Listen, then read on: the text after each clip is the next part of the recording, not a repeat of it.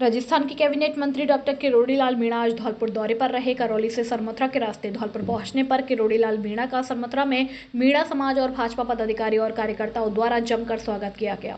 इस दौरान बाईपास पर मीणा की एक आम सभा भी आयोजित हुई, जिसमें उन्होंने सभी सरकारी अधिकारियों को नसीहत दी कि सरकार बदल गई है, ऐसे में वह ईमानदारी से काम करे। साथ में उन्होंने आम जनता को संबोधित करते हुए कहा कि जल्द ही एक टोल फ्री नंबर जारी किया जाएगा, जिस पर आमजन अपनी समस्या को लेकर सरकार को अवगत करा सकते हैं। वहीं उन्होंने खनन को लेकर भी खनन अधिकारियों को चेतावनी दी कि वे ईमानदारी से काम करें और बिना वजह किसी को परेशान नहीं किया जाए।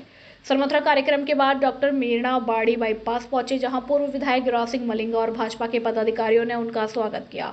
इसके बाद वे विजोली में आयोजित महिला समूह के कार्यकर्ता सम्मेलन में भाग लेने पहुंचे, जहां किरोड़ी लाल मीणा का स्वागत हुआ। इसके बाद उन्होंने महिला समूह की कार्यकर्ताओं को संबोधित करते हुए कहा कि वे जो भी काम कर रही हैं पूरी लगन से करें। उनके काम ऐसे होने चाहिए जो पूरे प्रदेश में चर्चा का विषय बने और मिसाल पेश करें। ऐसे में जल्द ही महिला कार्यकर्ताओं का प्रधानमंत्री से संवाद कराया जाएगा, जिसके लिए कार्यक्रम की तैयारी हो रही है। इस दौरान उनके साथ भाजपा के प्रदेश महामंत्री मोतीलाल मीणा, पूर्व विधायक गिरिराज सिंह मलिंगा, धौलपुर जिलाध्यक्ष सत्येंद्र पारासर सहित तमाम पदाधिकारी और कार्यकर्ता मौजूद रहे। इस प्रकार से जो हमारी बहनें काम कर रही है, उनको राज्य सरकार ने माननीय प्रधानमंत्री जी की प्रेरणा से ये तय किया है कि एक दिन ऐसी महिलाओं को मंच पर बुलाकर उनका सम्मान किया जाए। तो राज्य सरकार और केंद्र सरकार ऐसी महिलाएं हैं जो गरीबी का दंश झेल रही है, छोटे छोटे समूह में रह रही है, ग्रामीण परिवेश में रह रही है, लेकिन वो स्वयं संगठित होकर अपने पैरों पर खड़े होकर अपने परिवार को पाल रही है। इससे अच्छा काम कोई हो नहीं सकता है। तो आप सभी माताओं बहनों के लिए हमारे देश के प्रधानमंत्री जी ने, हमारी राजस्थान सरकार ने इस प्रकार का कार्य करने का सोचा है। आप सभी अधिक से अधिक इसमें सक्रिय रहें और अधिक ग्रुप बनाएं। राज्य सरकार से, केंद्र सरकार से आपको अधिक सहायता और क्या मिल सकती है, इसके लिए हम सब आपके लिए प्रयास करेंगे। अपना जीविकोपार्जन ही नहीं कर रहे। कई मैंने सवाई माधोपुर में एक ऐसा सेल्फ हेल्प ग्रुप देखा जिसके सेल्फ हेल्प ग्रुप के अधिकतर बच्चे, ज्यादातर बेटे, एक का मेडिकल कॉलेज में पढ़ रहा था, एक का इंजीनियरिंग में पढ़ रहा था। तो उच्च शिक्षा तक सेल्फ हेल्प ग्रुप की महिलाएं आर्थिक दृष्टि से मजबूत होकर अपने परिवार का पालन तो कर ही रही है, अच्छी से अच्छी शिक्षा अपने पुत्र पुत्री को दे रहे हैं। इससे बड़ी खुशी मेरे को कोई नहीं हो सकती कि आप अपने आधार पर अपने पैरों पर खड़ी हुई हो, आत्मनिर्भर हो। ये विभाग मेरे पास है, ये विभाग मेरे पास है। अब इस विभाग को प्रमोट करने के लिए, मजबूत करने के लिए जो जो भी आवश्यकता आपको हो, विशेषकर जो एनजीओ आपका बना हुआ है और जो सेल्फ हेल्प ग्रुप है, मैं इनकी मीटिंग भी जल्दी बुलाने वाला हूँ। मुख्य लोगों की, मुख्य महिलाओं की, और जितने भी एनजीओ, जितने भी लोग इसको प्रमोट कर रहे हैं, मजबूत कर रहे हैं, और उनके साथ चर्चा करके एक तारीख तय हुई तो मोतीलाल जी प्रधानमंत्री जी को संबोधित करें।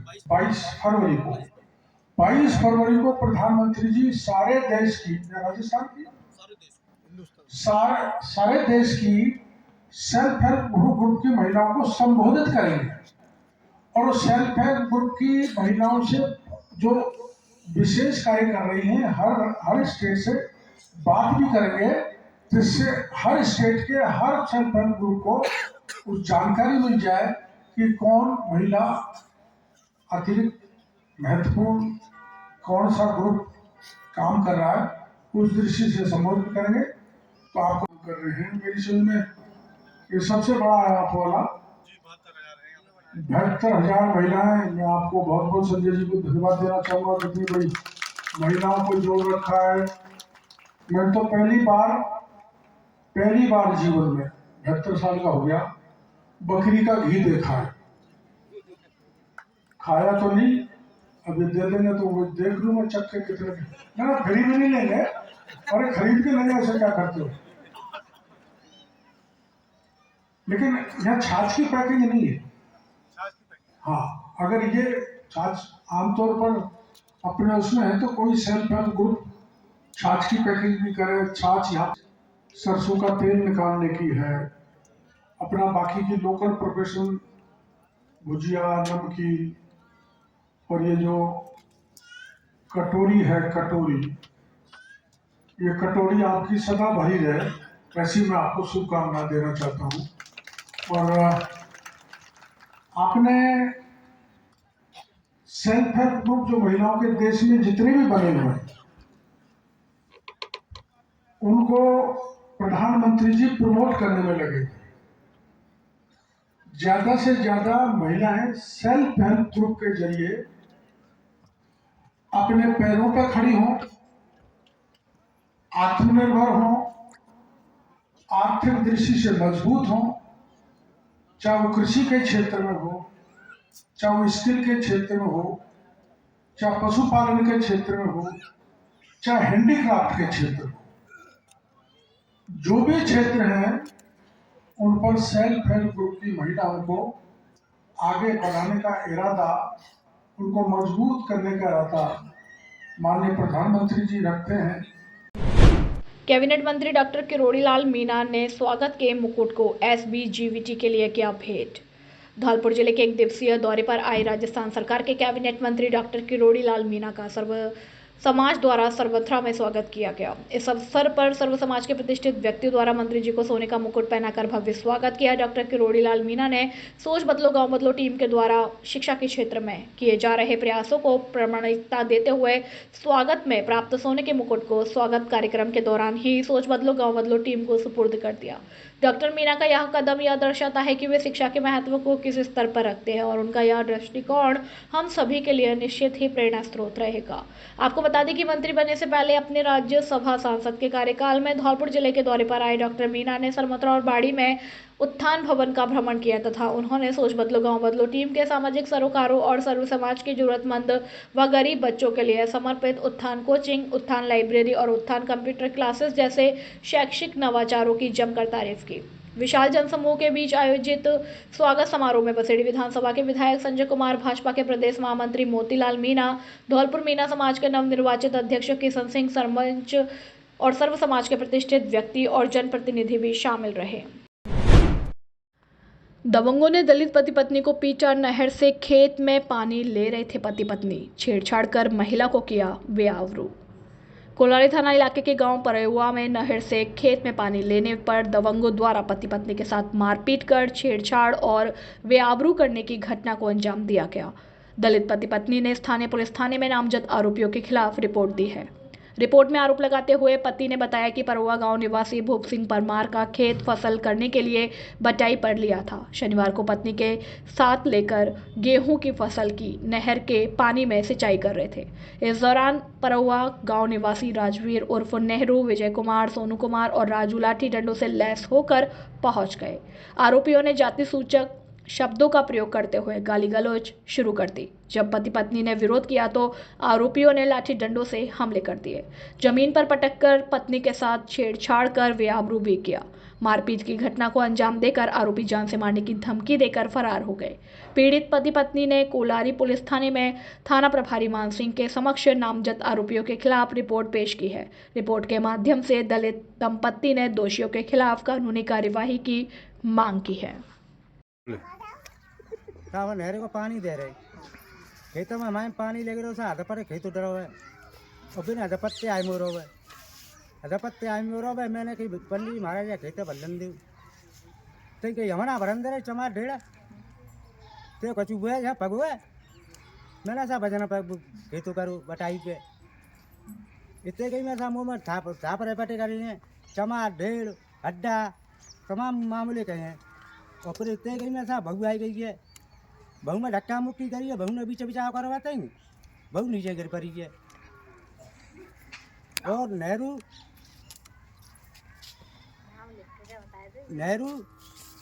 और वो सोनू और विजय और जोगेश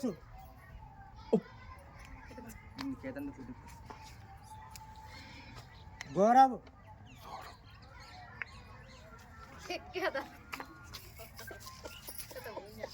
और सोनू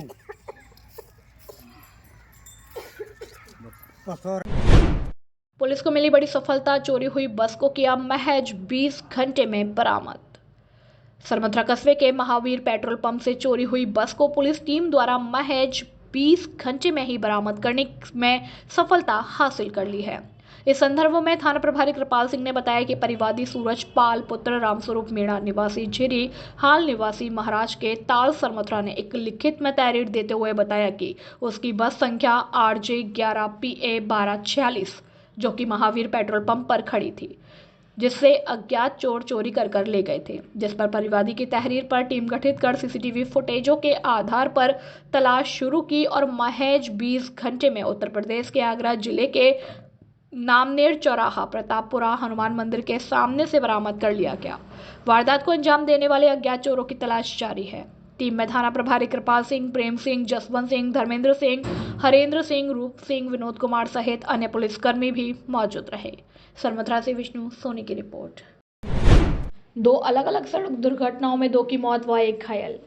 धौलपुर जिले के आगरा मुंबई राष्ट्रीय राजमार्ग पर 2 अलग अलग दुर्घटनाओं में ट्रक की टक्कर से एक युवती और एक युवक की दर्दनाक मौत हो गई, जबकि एक व्यक्ति घायल हो गया। पुलिस ने दोनों शवों को कब्जे में लेकर जिला अस्पताल के शवगृह में रखवा दिया और घायल को जिला अस्पताल से उपचार के लिए हायर सेंटर के लिए रेफर कर दिया गया।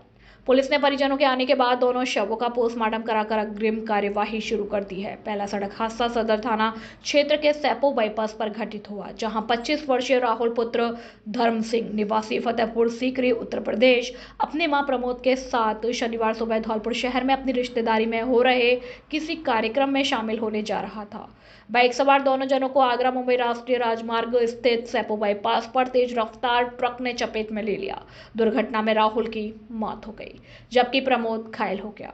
ट्रक चालक दुर्घटना को अंजाम देकर मौके से फरार हो गया। दूसरा सड़क हादसा निहालगंज थाना इलाके के आगरा मुंबई राष्ट्रीय राजमार्ग स्थित BP कॉम्प्लेक्स के सामने हुआ। तेज रफ्तार ट्रक ने 20 वर्षीय युवती पूजा को टक्कर मार दी। दुर्घटना में युवती की मौके पर ही मौत हो गई।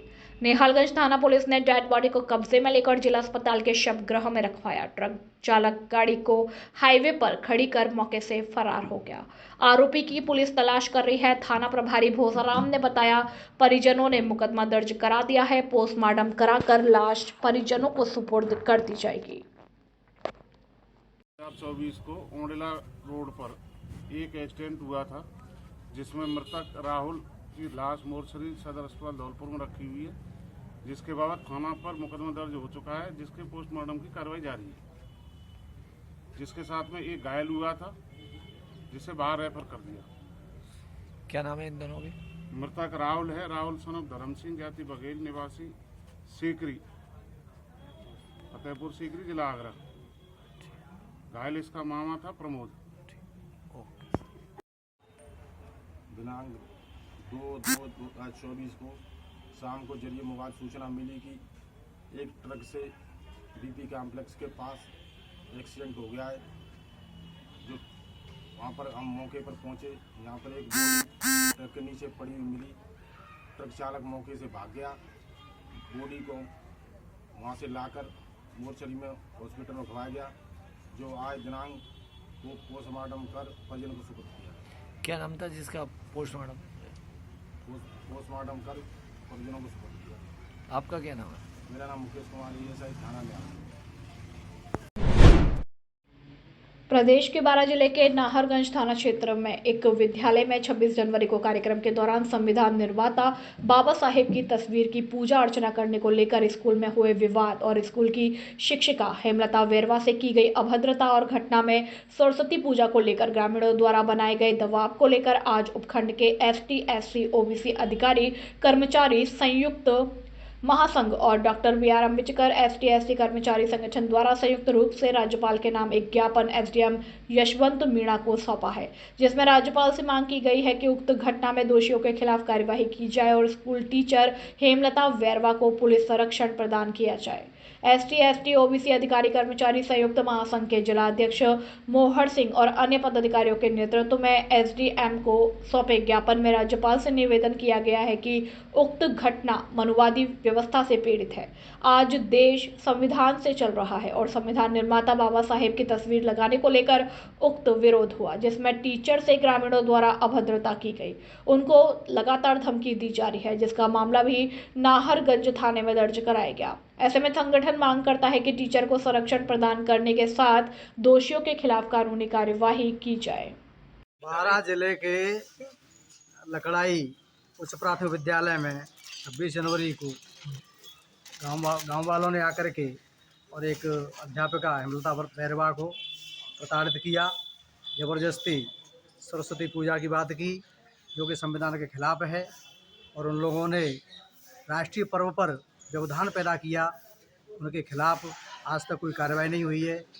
वे लोग हेमलता बैरवा को धमकी दे रहे हैं, जान से मारने की धमकी दे रहे हैं। तो हमारा राज्यपाल महोदय से निवेदन है कि इस मामले में उनको गिरफ्तार किया जाए, उनके खिलाफ कार्रवाई की जाए और हेमलता बैरवा को संरक्षण दिया जाए, क्योंकि संविधान सबको स्वतंत्रता देता है। किसी से कोई ज़बरदस्ती पूजा पाठ नहीं किया जा सकता। सरकारी संस्थान पूजा पाठ के लिए नहीं है। अगर किसी को पूजा पाठ करना है अपने घर पर करे, मंदिर में जाकर करे। विद्यालय पूजा का स्थान नहीं है। हमारा संगठन SC, ST, OBC पुरजोर मांग करता है कि हेमलता बैरवा को संरक्षण मिले, न्याय मिले और जो दोषी हैं उनको तुरंत गिरफ्तार करके उनके खिलाफ कार्रवाई की जाए, अन्यथा हम लोग आंदोलन के लिए मजबूर होंगे। धन्यवाद। धौलपुर जिले के सरमथुरा उपखंड में आज कृषि मंत्री डॉक्टर किरोड़ी लाल मीणा के आगमन पर सर्व समाज के लोगों द्वारा उन्हें सोने का मुकुट पहनाकर भव्य स्वागत किया गया।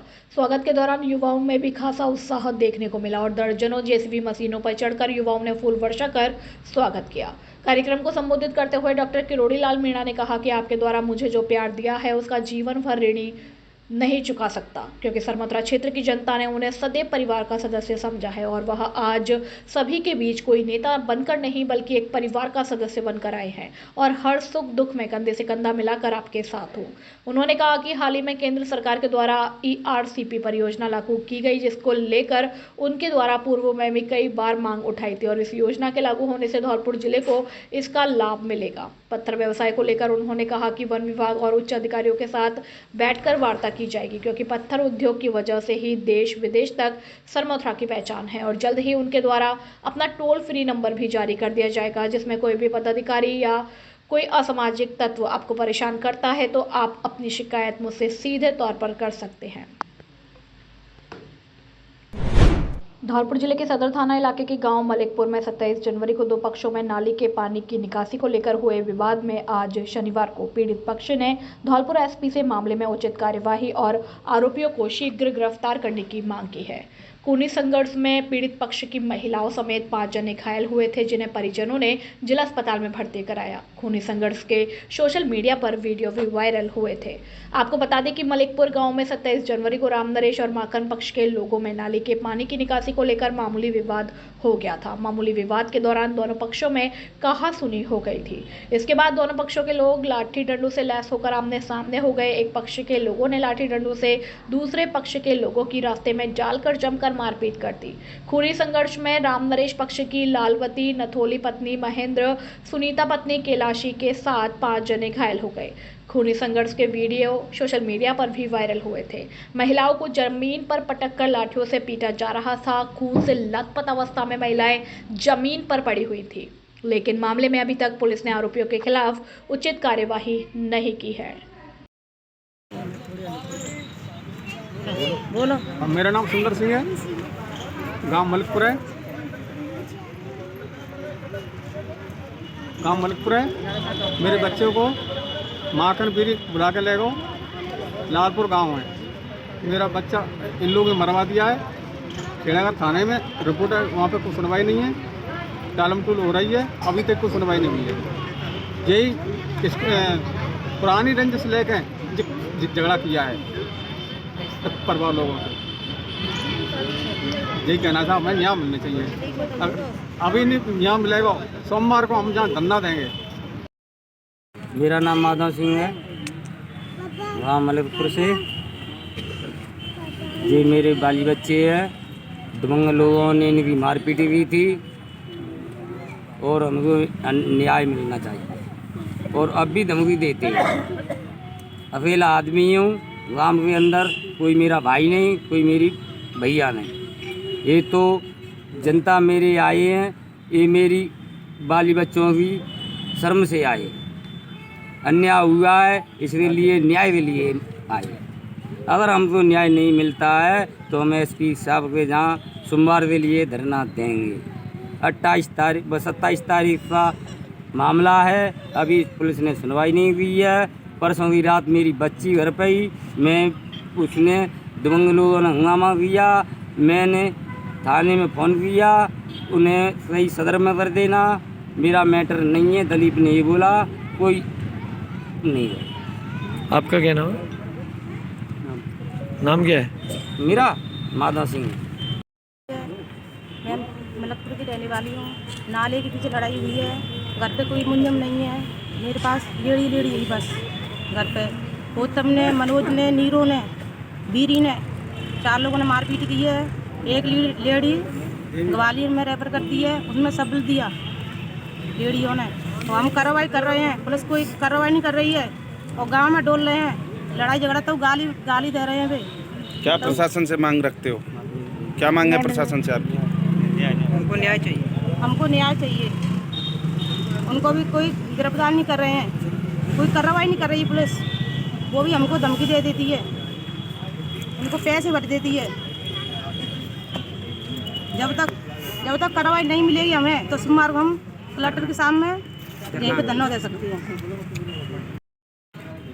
मेरा नाम बबलू है, जो कि पहले जो मेरे साले साहब थे, जो यूपी में ले जा करके माँ करने ले गया था, साथ में उन्हें ज़बरदस्ती से बिठा के ले गया था। तो यूपी में ले जाके उन्होंने मरवा दिया था, गोली दे के मरवाया था। और उसी के विवाद से, यानी कि जो पहली रंजिश चल रही थी, वो नाली का बहाना लिया इन्होंने। वो नाली के चक्कर में इन्होंने अभी भी झगड़ा किया था 27 तारीख को। तो इन्होंने घर पे कोई लेडीज़ थी, सारी लेडीज़ें थी और यानी जेंट्स कोई नहीं थे, सारे अपने बच्चे थे उनके जो काम पर थे। और ऐसे क्या है कि उन्होंने जो बंदे थे उनके, जो उन्होंने सब लेडीज़ों पर प्रहार किया था। किसी ने चाकू से, फरसे से और उससे फावड़ा वगैरह वो दिया था और किसी के सिर में सब्बल भी दिया था। और उन्होंने में से मेरी सासू माँ हैं जो ग्वालियर में रेफ़र कर दी हैं, उनकी अभी सीरियस कंडीशन है, तो उनका भी अभी इलाज चल रहा है। और यहाँ के जो 4 लोग यहाँ पे भर्ती थे, इनकी कोई सुनवाई नहीं हो रही, ना पुलिस ने सुनवाई की है। और ऐसे क्या है कि जो पुलिस से बोला है लेकिन उनमें कोई सुनवाई नहीं कर रहे हैं आज के बाद। तो हमने बोला था, इनसे मांग की थी, हमने प्रशासन से बोला था कि हमें न्याय दिलाना चाहिए, तो इन्होंने कोई सुनवाई नहीं की अभी तक। फिर हमने बोला था, हम कलेक्ट्री पे आए हुए हैं यहाँ पे, तो यहाँ पे धरने के लिए आए थे। इन्होंने यहाँ पे भी कोई सुनवाई नहीं हो रही है। लेकिन अगर इन्होंने हमारी सुनवाई की तो हम ठीक रहेंगे, नहीं तो हम सोमवार को दोबारा हम यहाँ धरने पे आएंगे। अगर नहीं हुआ हमारा फिर भी, लेकिन हम चक्का भी जाम कर सकते हैं। अगर चक्का जाम करेंगे, जाम भी लगा देंगे। अगर कोई भी अगर हमारी सुनवाई करेगा तो हम छोड़ेंगे, नहीं तो हम फिर भी धरना देंगे इधर में। बेटे की गिरफ्तारी का डर दिखाकर ठगों ने खाते में डलवाए 50,000 रुपए। व्हाट्सएप पर किया था फोन कॉल। धौलपुर जिले के राजाखेड़ा कस्बे में धमकी देकर ऑनलाइन ठगी का मामला सामने आया है। ठगों ने मां के नंबर पर कॉल कर उसके बेटे की गिरफ्तारी का डर दिखाकर खाते में 50,000 रुपए ऑनलाइन ट्रांसफर करवा लिए। मामले को लेकर अब पीड़ित ने साइबर क्राइम पुलिस को लिखित में शिकायत देकर कार्रवाई करने की मांग की है। मामले को लेकर राजाखेड़ा कस्बे के वार्ड नंबर 11 निवासी सुशील कुमार ने बताया कि 2 फरवरी 2024 शुक्रवार को वह करीब 11 बजे एक नंबर से उसकी मां के व्हाट्सएप पर कॉल आया था। जब उसकी मां ने व्हाट्सएप कॉल अटेंड किया तो एक व्यक्ति ने कहा कि आपके लड़के को पुलिस द्वारा पकड़ लिया गया है और उसकी मारपीट की जा रही है, बाद में उसको जेल में डाल दिया जाएगा, अगर छुड़ाना है तो फोन पे नंबर पर 50,000 रुपए डाल दीजिए। परिजनों ने ठगों द्वारा बताए गए नंबर पर 4 बार ट्रांजैक्शन के जरिए 50,000 रुपए की राशि ट्रांसफर कर दी। बाड़ीशहर के सीनियर सेकेंडरी स्कूल में आज शाम 3 बजे से ब्लॉक स्तरीय निष्पादन समिति की बैठक का आयोजन बाड़ी सीईओ दाऊदयाल शर्मा की अध्यक्षता में किया गया। उक्त बैठक में बाड़ी उपखंड के समस्त सीनियर सेकेंडरी स्कूलों के प्रिंसिपल और ग्रामीण क्षेत्र के पंचायत शिक्षा प्रसार अधिकारी मौजूद रहे। बैठक के दौरान रैंकिंग सुधार को लेकर शाला दर्पण के विभिन्न पैरामीटर पर चर्चा की गई। वहीं 6 और 7 फरवरी को आयोजित होने वाली RKSMB 2 आंकलन परीक्षा के आयोजन को लेकर चर्चा की गई। साथ में विद्यालय संवलन के साथ अन्य बिंदुओं पर सुधार के निर्देश जारी किए गए। बाड़ी ब्लॉक शिक्षा विभाग के आरपी सुरेश भारद्वाज ने बताया कि सीबीईओ दाऊदयाल शर्मा की अध्यक्षता में उक्त बैठक का आयोजन सीनियर सेकेंडरी स्कूल किले में किया गया। बैठक के दौरान ग्रामीण क्षेत्र के समस्त पंचायत शिक्षा प्रसार अधिकारी, उपखंड के समस्त सीनियर सेकेंडरी स्कूलों के प्रिंसिपल और शहरी क्षेत्र के यूसीबीओ मौजूद रहे। बैठक में शाला दर्पण के पैरामीटर पर चर्चा हुई, जिसमें धौलपुर जिले की रैंकिंग में सुधार किया जा सके और वहीं 6 और 7 फरवरी को RKSMB 2 आंकलन परीक्षा का आयोजन होना है, जिसकी तैयारियों को लेकर भी चर्चा की गई। बैठक के दौरान विद्यालय संवलन अभियान और अन्य कई महत्वपूर्ण बिंदुओं पर भी डिस्कस किया गया। इस बैठक में समस्त PEO, UCBO और स्कूल प्रिंसिपल्स को निर्देश दिए गए। ब्लॉक स्तरीय निष्पादन समिति की बैठक आज आयोजित की गई इस बाड़ी हायर सेकेंडरी स्कूल में, जिसमें ब्लॉक के समस्त PO और सीनियर सेकेंडरी स्कूल के संस्था प्रधानों ने भाग लिया। इसमें जो ब्लॉक के पैरामीटर हैं, शाला दर्पण के पैरामीटर हैं, जिनसे रैंकिंग सुधार होता है, उनको लेकर के चर्चा की गई। साथ ही 6 और 7 तारीख को RKSMB की 2 आंकलन की परीक्षा है, उसको लेकर के चर्चा की गई। इसके साथ साथ विद्यालय संवलन सहित विभिन्न महत्वपूर्ण मुद्दों पर PO और संस्था प्रधानों के साथ चर्चा की। दो पक्षों के खेत के विवाद को लेकर खूनी संघर्ष, दोनों तरफ से लाठीभाटा जंग के साथ चली गोलियां, 26 साल के युवक की मौत, दूसरे पक्ष का भी एक जना गंभीर घायल। कंचनपुर थाना क्षेत्र के गांव रहल में शनिवार को दो पक्षों में खेत के विवाद को लेकर खूनी संघर्ष हो गया। दोनों तरफ से हुई लाठीभाटा जंग और गोलियां चलने से 26 साल के युवक की मौत हो गई। दूसरे पक्ष का अधेड़ व्यक्ति गंभीर रूप से घायल हो गया, जिसका बाड़ी सरकारी अस्पताल में उपचार किया जा रहा है। कंचनपुर थाना प्रभारी योगेंद्र शर्मा ने बताया कि इलाके के रहल गांव में शनिवार शाम को रिंकू गुर्जर एवं माता दिन गुर्जर में खेत के विवाद को लेकर झगड़ा हुआ था। मामूली झगड़े में दोनों पक्ष के लोग लाठी और डंडों और हथियारों से लैस होकर आमने सामने हो गए। दोनों तरफ से हुई लाठीभाटा जंग और गोलीबारी के बीच रिंकू और दूसरे पक्ष का माता दिन गंभीर रूप से घायल हो गया। दोनों पक्ष के परिजनों ने अपने अपने घायलों को बाड़ी सरकारी अस्पताल में भर्ती कराया, लेकिन रिंकू की नाजुक हालत होने पर चिकित्सकों ने जिला अस्पताल रेफर कर दिया। परिजनों द्वारा गंभीर अवस्था में रिंकू को जिला अस्पताल में भर्ती कराया गया, लेकिन स्थिति बिगड़ने पर इमरजेंसी के चिकित्सकों ने जयपुर हायर सेंटर के लिए रेफर कर दिया। परिजन उपचार कराने जयपुर ले गए, लेकिन रास्ते में ही रिंकू की मौत हो गई। परिजन रास्ते से वापस होकर फिर से जिला अस्पताल पहुंच गए, जहां जिला अस्पताल के चिकित्सकों ने स्वास्थ्य परीक्षण कर मृत घोषित कर दिया। इमरजेंसी प्रभारी डॉक्टर हरिराम जागुर ने बताया कि गंभीर अवस्था में घायल युवक की मौत हो चुकी है। डेड बॉडी को स्थानीय जिला अस्पताल में तैनात पुलिस की मदद से शवगृह में रखवा दिया गया। उधर घटना से परिजनों में कोहराम मच गया। दूसरे पक्ष के घायल माता दीन का बाड़ी के सरकारी अस्पताल में उपचार किया जा रहा है। थाना प्रभारी योगेंद्र शर्मा ने बताया कि जिला अस्पताल पुलिस टीम रवाना कर दी गई है। मुकदमा दर्ज कर मामले में कानूनी कार्यवाही की जाएगी। यह रही झगड़े की वजह। थाना प्रभारी योगेंद्र शर्मा ने बताया कि मृतक रिंकू के चाचा रत्ना गुर्जर ने गांव के ही माता दिन गुर्जर को खेत बेच दिया था, जिसका रिंकू और उसके परिजन विरोध कर रहे थे। शनिवार को माता दिन पक्ष के लोग खरीदे गए खेत में निर्माण कराने के लिए बिल्डिंग मटेरियल का सामान डाल रहे थे। इसी दौरान रिंकू और उसके परिजन विरोध करने पहुंच गए। दोनों तरफ से मामूली कहासुनी के बाद गाली गलौज शुरू हो गए। इसके बाद दोनों पक्ष के लोग लाठी डंडे और हथियारों से लैस होकर आमने सामने हो गए। दोनों तरफ से लाठियों और डंडों द्वारा एक दूसरे पर हमले किए गए। इसके बाद दोनों पक्ष ने एक दूसरे को टारगेट कर फायरिंग शुरू कर दी। फायरिंग में रिंकू एवं माता दीन के गोली लगने की सूचना मिली है। रिंकू की घटना में मौत हो चुकी है, वहीं माता दीन का उपचार किया जा रहा है। युवक की मौत हो जाने के बाद गांव में सन्नाटा पसर गया। माता दीन पक्ष के लोग घरों से फरार बताए जा रहे हैं। एक रिंकू नाम का पेशेंट CHC बाड़ी से रेफ़र हुआ अभी थोड़ी देर पहले, जिसको मैंने इलाज किया। इलाज करने के बाद मुझे उसकी कंडीशन ठीक नहीं लगी, इसलिए मैंने उसको हायर सेंटर रेफ़र किया। बीच रास्ते में उसकी तबीयत ज़्यादा ख़राब हुई और वहाँ वापस इस पेशेंट को अटेंडेंट वापस धौलपुर ले आए। अभी मैंने देखा है तो उसमें कुछ नहीं था, वो मृत घोषित कर दिया गया। राजस्थान माध्यमिक शिक्षा बोर्ड द्वारा आगामी मार्च महीने में 10वीं और 12वीं क्लास की बोर्ड परीक्षाओं का आयोजन किया जाएगा। इन मुख्य परीक्षाओं के आयोजन से पूर्व शहर के राजकीय बालिका उच्च माध्यमिक विद्यालय में विद्यालय स्तर पर प्री बोर्ड परीक्षा का आयोजन किया जा रहा है, जिसमें 10वीं और 12वीं की 701 छात्राएं भाग ले रही हैं। प्री बोर्ड परीक्षाओं का आयोजन 1 फरवरी से किया जा रहा है, जो लगातार विषय अनुसार 13-14 फरवरी तक जारी रहेगा।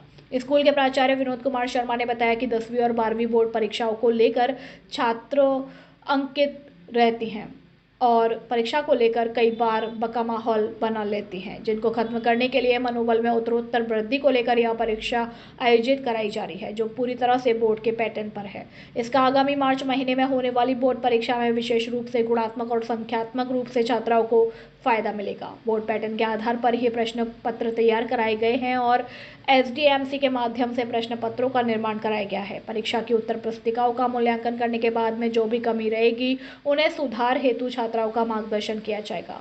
प्रधानाचार्य विनोद कुमार शर्मा ने बताया कि इस परीक्षा के आयोजन में विद्यालय के विषय व्याख्याता और वरिष्ठ शिक्षकों के साथ पूरे स्टाफ का विशेष सहयोग रहा। विद्यालय की 10वीं 12वीं की छात्राएं भी इस परीक्षा में रुचि ले रही हैं। दिनांक 1-2-2024 से स्थानीय विद्यालय में प्री बोर्ड परीक्षाओं का आयोजन किया जा रहा है, जिसमें 10th की करीबन 361 बच्चियां हैं और 12th की 337 बच्चियां परीक्षाएं दे रही हैं। ये विद्यालय की SDMC में प्रस्ताव लेकर के बच्चियों को पेपर उपलब्ध कराए गए हैं, जिससे उनको किसी प्रकार का परीक्षा देते समय भय नहीं रहे और कि हम बोर्ड का पेपर कैसे आएगा। ये बोर्ड के पैटर्न पर ही जो मॉडल पेपर होते हैं उनके आधार पर निर्माण कराए गए हैं और उनको लिया जा रहा है, जिससे बच्चों का मनोबल बढ़ेगा और रिजल्ट भी सुधरेगा। तो ये इसलिए आयोजन किया जा रहा है।